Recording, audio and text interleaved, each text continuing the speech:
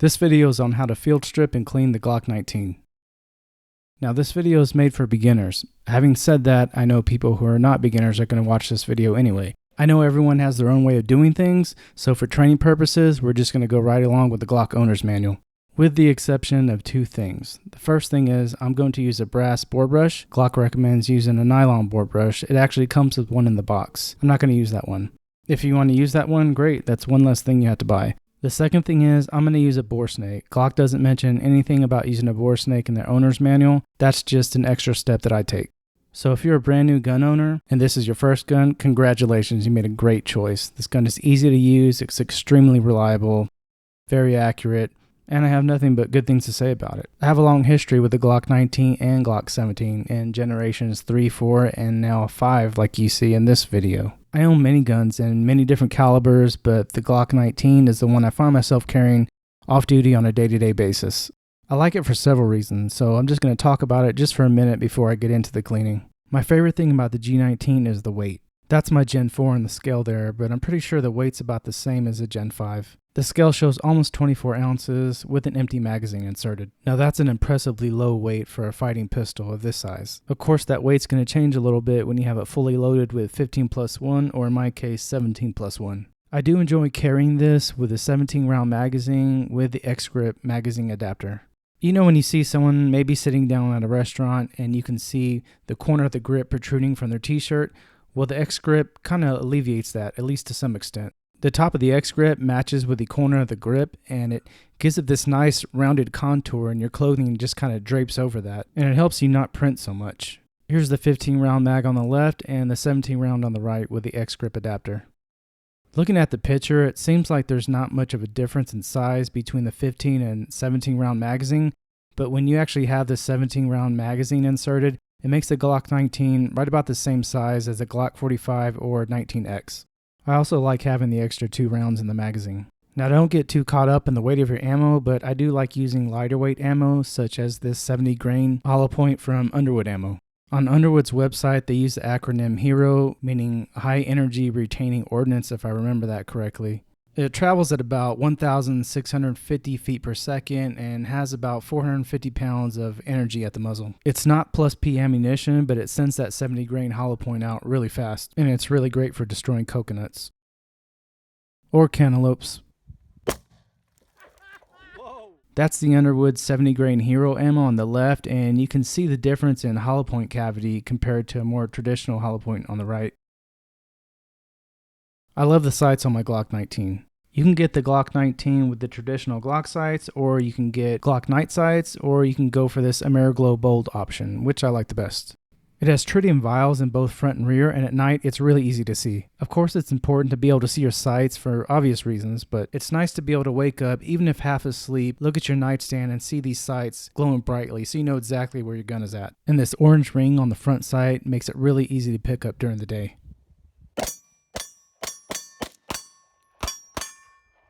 I installed an Apex trigger, not because it needed it. The stock trigger is just fine. I just did it simply because I could. For me, this is a carry gun. It's not a competition gun, so I didn't want the trigger to be any lighter. I didn't change the connector or the springs or anything like that. Some say that the Apex trigger drops the trigger weight about a pound. I don't have a trigger scale, but that may be true. It does feel somewhat lighter. And if I had to choose, I do prefer the Apex over the stock trigger. Front slide serrations. I don't care to use them for press checking, but I do think they look really good on the slide. I always know if my gun is loaded or not, but on the rare circumstance that I do feel like I need a press check, I do it something like this. I make something of a C-clamp using my pointing finger and my thumb, and I push forward my thumb and I pull back towards the rear with my pointing finger, and it kind of pulls the slide back just enough where I can see the chamber. And yes, there's also a loaded chamber indicator that you can feel protrude out from the slide just a little bit when there's a round inside the chamber. And you can also tell if it's loaded if you can see a brass or aluminum casing through that little space between the locking block and the loaded chamber indicator. Alright, let's clean. To get started, you'll need a few things.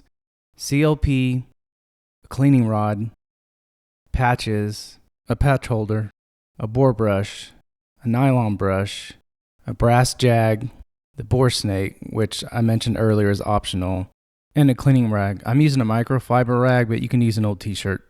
Just be sure your attachments and bore snakes say either 38 or 9mm on it. And be sure you're using either brass or nylon bore brush. Just make sure you're not using steel. You don't want to use any kind of metal that could actually scratch up the inside of the bore. Okay, I was talking about loaded chamber indicators earlier. Don't rely on that. You want to make sure this gun's empty before you get started. And of course, keep it pointed in a safe direction even if you think it's unloaded. If you're right-handed, you're going to press the magazine catch located behind the trigger guard on the left side of the grip. But if it's set up for a left-handed shooter, of course the magazine catch is going to be on the other side.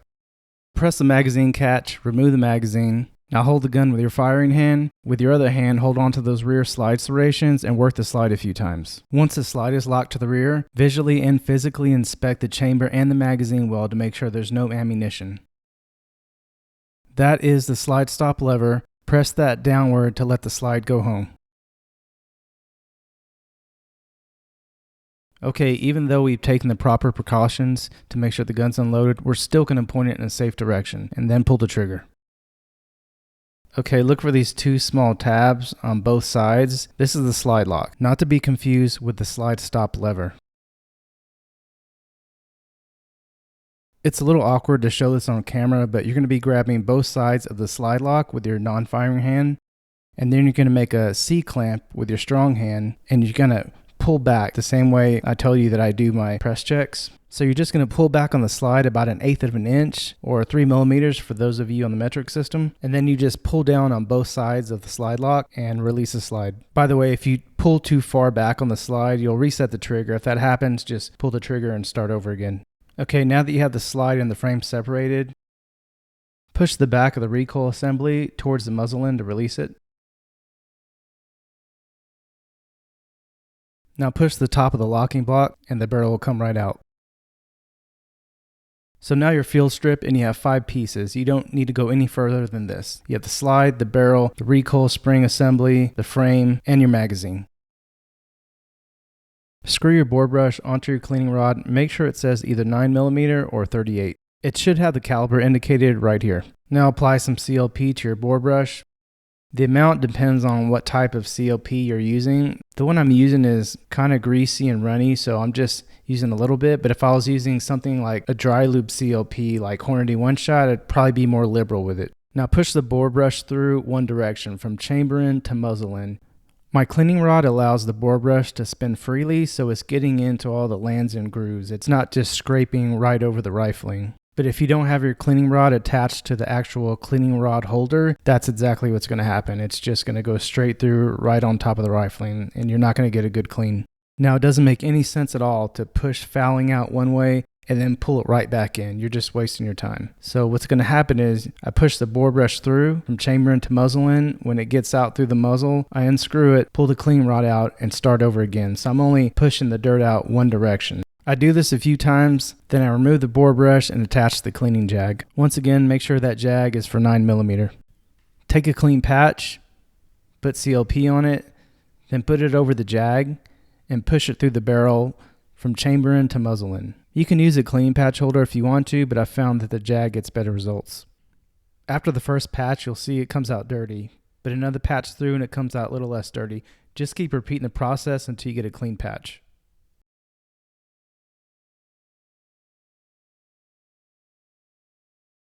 Okay, this one's pretty clean. Let's move on.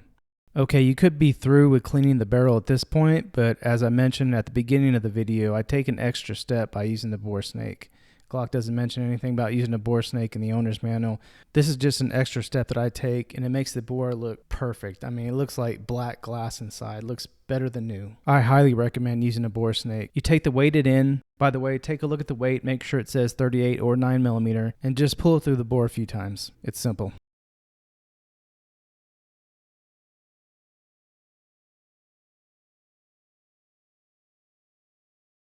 After pulling the bore snake through a few times, this is the result I get. This is what I was talking about. There's not a speck of dirt, fouling, carbon, nothing. It's perfect. It looks like black glass. And I'm going to leave the bore dry. I'm not going to leave any excess lubricant inside the bore. Now I'm just going to clean the outside of the barrel. I'm going to put some CLP on my rag or maybe even a Q-tip if I need to. You can even use a nylon brush, put CLP on the brush and scrub the outside of the barrel. Make sure you get the feed ramp and the edges of the locking block. For simplicity's sake, I've been referring to the chamber end of the barrel as the locking block, but if you want to get technical, the top is the hood, the inside is the chamber, and the bottom is the lug. Let's get started cleaning the slide. Put CLP on your nylon brush and focus on the rails. You may see some copper lubricant inside. That would be Glock's long-term factory lubricant. It's going to stay in there for a while. Now face the muzzle end downward throughout the whole process because you don't want to leak any lubricant inside the striker channel. So go through all visible surfaces, all the cracks and crevices, clean it out the best you can, then go through it with a Q-tip. Apply CLP to the Q-tip and really focus on cleaning out the rails. Now what I'm showing you here is the breech face. That's what you do not want to get lubricant inside. And here on the right side you can see the extractor claw. That's the little hook you see next to the breech face. Make sure you get really well in there with your nylon brush.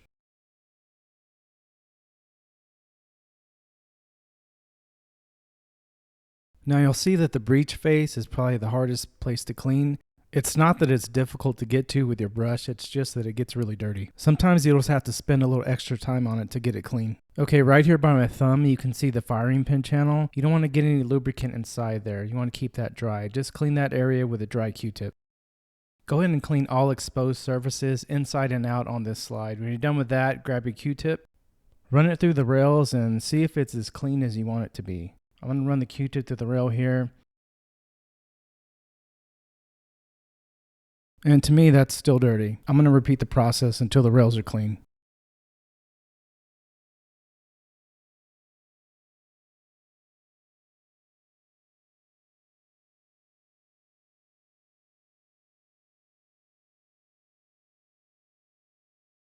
Okay, after the rails and all visible surfaces are clean, I'm just going to go through my clean rag and wipe everything down, make sure all the excess CLP is off.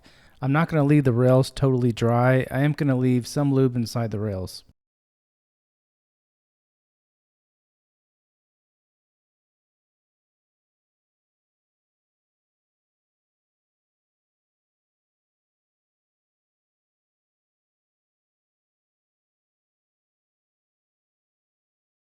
It took a while, but I did finally get the breech face clean. I'm just going to double check it. I use my clean rag, wipe the breech face, make sure it still comes out clean. Good to go. Now it's time to clean the frame. You can do this with a rag, or you can do it with a nylon brush, or you can do it with both. Either way, use your CLP, put it on the rag or the brush, and just go through all visible surfaces starting out. Because yes, you do need to clean the outside of the frame as well as the inside.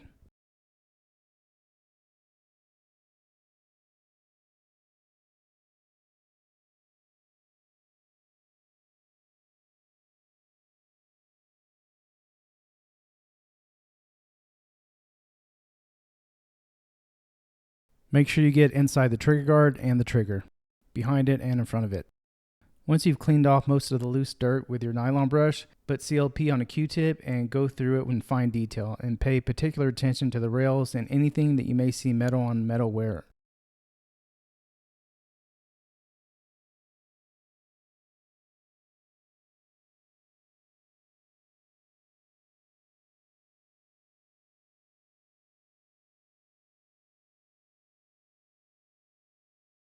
I found that the easiest way to clean the inside of the magwell is just to feed a clean rag through it. I start at the bottom and just feed it and pull it out through the top. Just be careful with the little intricate parts there towards the top of the frame. See there? Clean as can be. Now that the frame is clean, I'm going to show you where to apply the lubricant. Place a drop of CLP where the rear end of the trigger bar touches the connector at the right rear of the frame. Now place a drop of lube on the frame rails here and also back here.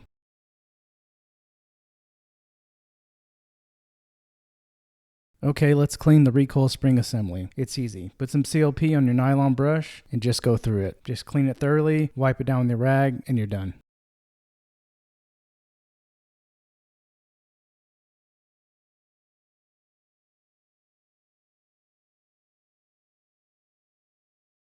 There's not much to the magazine. Just add CLP to your rag, wipe it off, add CLP to a Q-tip, wipe off the follower and any cracks and crevices you can get to, and you're done. Be careful not to use too much CLP. You don't want any CLP dripping down into this magazine. I would not disassemble this magazine every time I clean. I would only disassemble it if it got really dirty or maybe if I dropped it in mud or something like that. Before we move on, let's recap on where you're supposed to add an extra drop of CLP. So you're going to add CLP to the top of the hood, the lug, around the barrel here, the inside of the rails on the slide, and the rails on the frame. Now it's time for reassembly. Put the barrel back in the slide. When installing the recoil spring assembly, the metal piece goes towards chamber end and the plastic end goes towards the muzzle. When it's seated correctly, it should look just like this. Now carefully line up the rails and push your slide back on. Push the slide all the way to the rear and it's going to lock into position. Push down on the slide stop lever and let the slide go home. Let's do a function check. Pull the trigger. You're going to hear and feel a click. Keep holding the trigger, pull the slide back, release the trigger, you're going to hear it click. Pull the trigger again, you're going to hear and feel it click again. And just to make sure everything else is working correctly, insert an empty magazine, pull the slide back all the way, and it should lock back on its own. If it does, everything's good. Congratulations, you're done. So you have a really nice weapon. Take pride in ownership. Don't be one of those guys that says their Glock is nothing more than a tool. It's much more than just a tool. This tool could save your life. Take care of it. Clean it every time after you shoot. Also clean it maybe every 6 months if it's in storage, but that depends on your climate, how humid it is. If you're in a more humid climate, of course, you're going to take it out more often, inspect it, and just see if it needs any maintenance. If you have any questions, feel free to leave it in the comments. And if you like this holster you see, buy one from us at skullcrush.com.